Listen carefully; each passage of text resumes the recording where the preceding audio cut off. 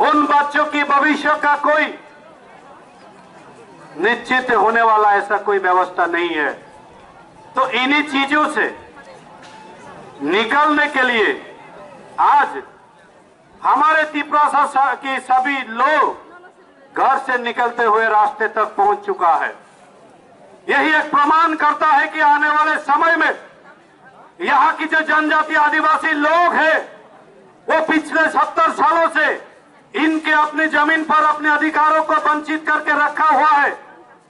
उन्हीं अधिकारों को हासिल करने के लिए ही वे आज इतनी करारी धूप में भी रास्ते पर बैठने पर मजबूर हुए हैं। तो हमें सोचना चाहिए, हमारे साथ साथ देश की सरकार को भी सोचना चाहिए। मैं विनती करूंगा कि वर्तमान देश की प्रधानमंत्री यशस्वी श्री नरेंद्र मोदी जी को मैं विनती करना चाहूंगा, सम्मानित हमारे आदरणीय गृह मंत्री जी को, कि आप हमारी आवाज को सुनिए, आदिवासियों की मन की बात को आप जानने की कोशिश कीजिए। आदिवासी लोग क्यों अलग राज्य मांगने पर आज मजबूर है अपने ही राज्य में से। तो ये जो बात है ये ऐसे ही नहीं उठाया गया है। ये मांग, इन मांगों के पीछे क्या है परेशानियां, इनको भी जानना चाहिए। तो साथियों, हमें पूरी एकता के साथ आवाज उठाना है, लड़ना है। लड़ने का मतलब ये नहीं कि हम किसी दूसरी जाति के साथ लड़ जाए, भिड़ जाए। हमें लड़ना है इसी तरीके से कि डेमोक्रेसी जो कंट्री है भारत, इसी गणतंत्र की तहत शांतिपूर्ण तरीके से आज हम लोग जिस लड़ाई को लड़ रहे हैं, आने वाले समय में भी ऐसी लड़ाई और भी लड़ी जाएंगे जब तक हमारी मांगों को पूरा नहीं किया जाएगा।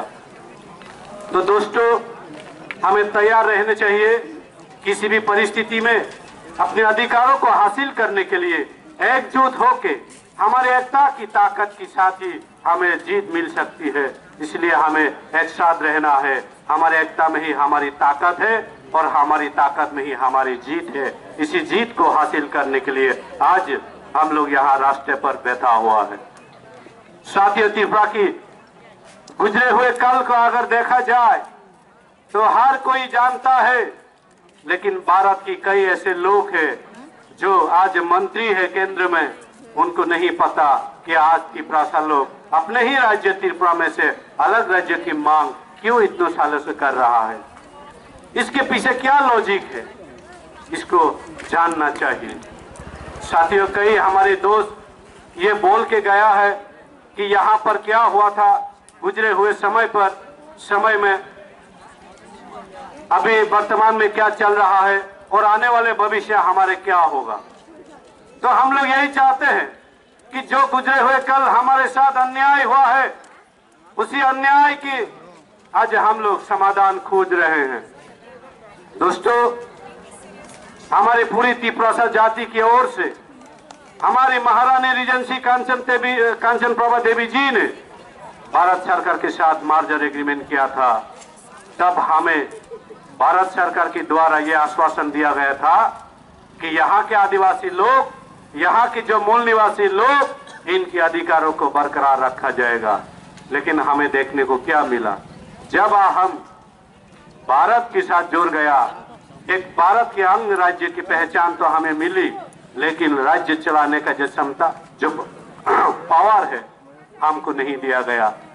क्योंकि भारत एक लोकतंत्र देश है और इन्हीं के तहत कई सारे ऐसे घटना घटी है हमारे अतीत में कि आज की जो बांग्लादेश, उस समय की जो पूर्व पाकिस्तान है, वहां पर कई ऐसे जाति दंगे हुए, कई धर्म को लेकर दंगे हुए।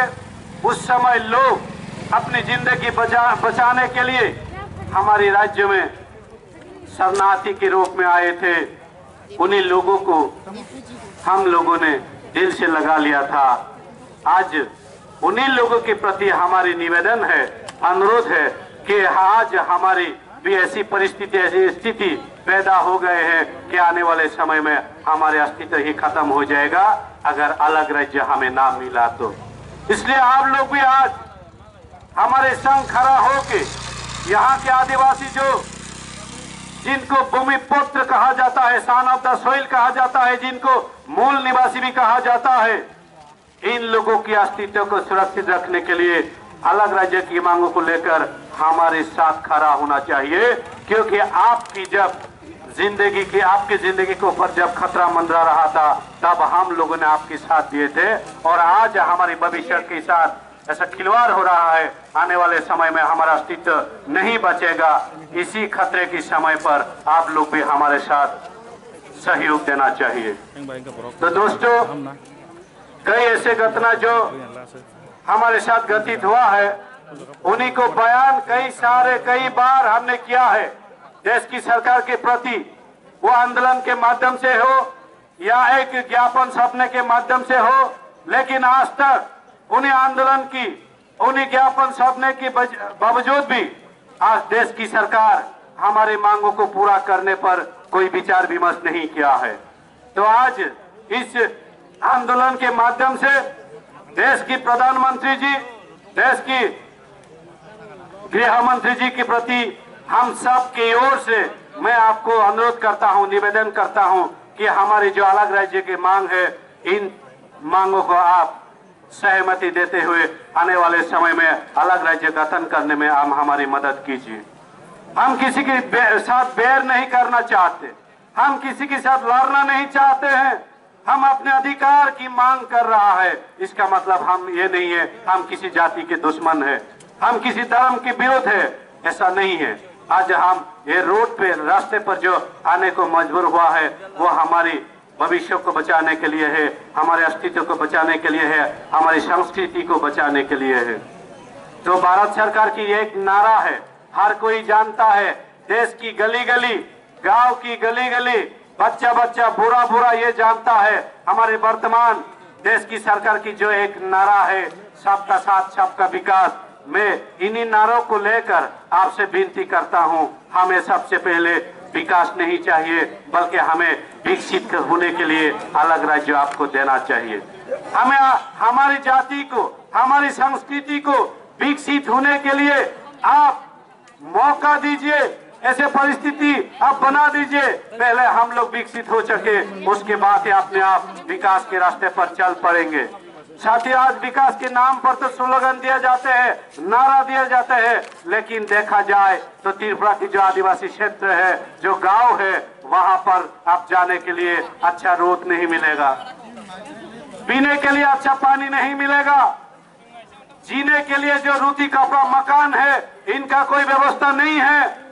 आप जाओ आदिवासी गांवों में, जो लोग सर छुपाने के लिए जिनको घर कहा जाता है, कई ऐसे लोग हैं उनको झोपड़ी कहते हैं साथियों, लेकिन उन्हें झोपड़ियों में रहते हुए हम लोग पले बड़े हुए लोग हैं, इसलिए हम लोग भी इंसान की तरह जीना चाहते हैं, हमारे अधिकारों को लेकर हम भी जीना चाहते हैं।